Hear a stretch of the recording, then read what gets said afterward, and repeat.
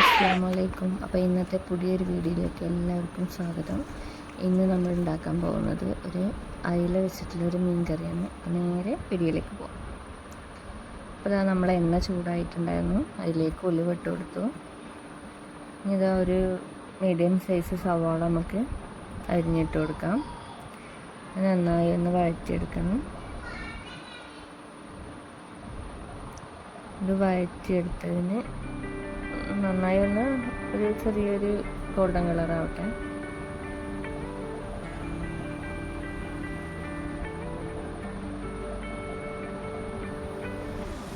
ഇനിയിപ്പോൾ അതിലേക്ക് നമുക്ക് ഇഞ്ചി വെളുത്തുള്ളി ചതച്ചത് ചേർത്ത് കൊടുക്കാം. അതിൻ്റെ പച്ചമണക്കൊന്ന് പോകുന്നത് വരെ ഒന്ന് വഴറ്റി കൊടുക്കാം. ഇതാ കുറച്ച് കറിവേപ്പില ഇട്ട് കൊടുക്കാം.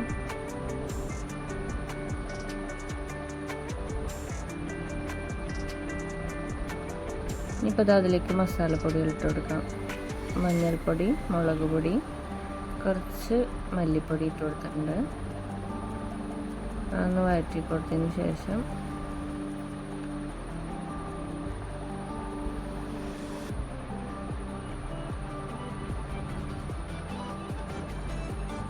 ഇനിയിപ്പോൾ അതിലേക്ക് കുറച്ച് കാശ്മീരി മുളക് പൊടി ചേർത്ത് കൊടുക്കാം. പിന്നെ കുറച്ച് ഫിഷ് മസാലയും കൂടെ ചേർത്ത് കൊടുക്കാം.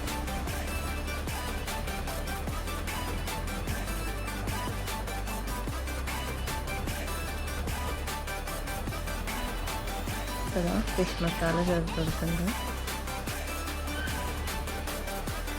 നന്നായി ഒന്ന് വഴറ്റിയെടുക്കാം. ഇനി അടുത്ത് നമുക്കിതിലേക്ക് തക്കാളി ചേർത്ത് കൊടുക്കണം. ഒരു മീഡിയം തക്കാളി എടുത്തിട്ടുണ്ട്, അത് ചെറിയ പീസാക്കിയിട്ട് അതും ചേർത്ത് കൊടുക്കാം.